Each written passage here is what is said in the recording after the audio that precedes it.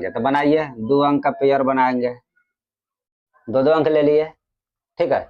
अब देखिए यहाँ 10 है, अब एक से लेकर हम याद कराए थे कल, एक का स्क्वायर 1 होता है, 2 का स्क्वायर 4 होता है, 3 का स्क्वायर 9 होता है, 4 का स्क्वायर 16 होता है।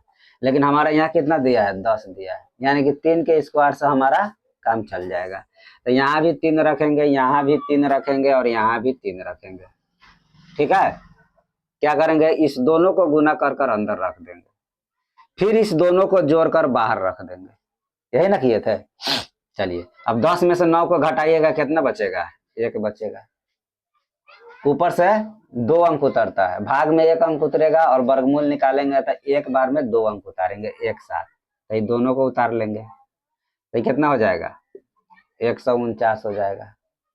अब यहाँ पे 3 रखेंगे, तो 3 से फिर 3 में गुना करेंगे तो 149 आएगा, ज्यादा आ जाएगा कम नहीं आएगा।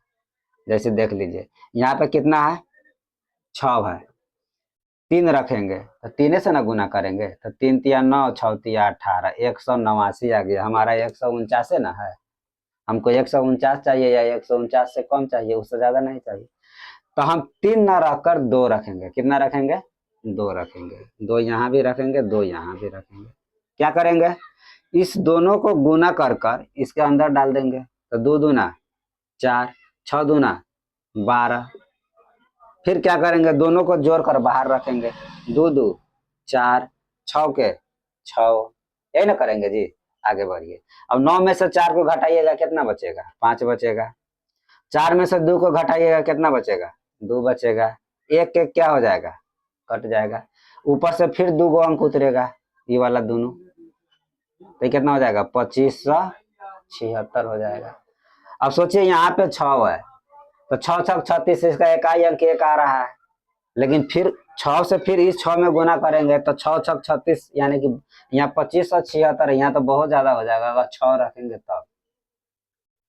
तो फिर एक और अंक सोचेंगे जिसका इकाई अंक 1 आना चाहिए गुना करने पर, तो 4 को रख लीजिए। 4 में 4 से गुना कीजिएगा तो 4 चौका 16, जिसका इकाई अंक 6 आ रहा है, हमको इकाई अंक 6 की जरूरत है। तो अगर यहाँ पे हम 4 रखेंगे और यहाँ पर भी 4 रखेंगे और यहाँ पर भी 4 रखेंगे, तो इसको गुना कर कर देख लीजिए। 4 चौका 16 के 6 हाथ में 1, 4 चौका 16 1 17 के 7 हाथ में 1, 6 चौका 24 आया, कितना हो जाएगा, 25।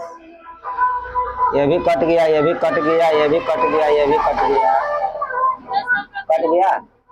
कटने के बाद में 4 4 8, इसको जोड़ देंगे, 4 के 4 रखेंगे, 6 के 6, यानी कि 324 का डबल 6 से 48, यानी कि हमारा हिसाब वर्गमूल सही है। तो हमारा वर्गमूल कितना हो जाएगा, वर्गमूल बराबर हमारा कितना हो जाएगा, 324, यानी कि यही हमारा आंसर हो जाएगा। आया बात समझ में।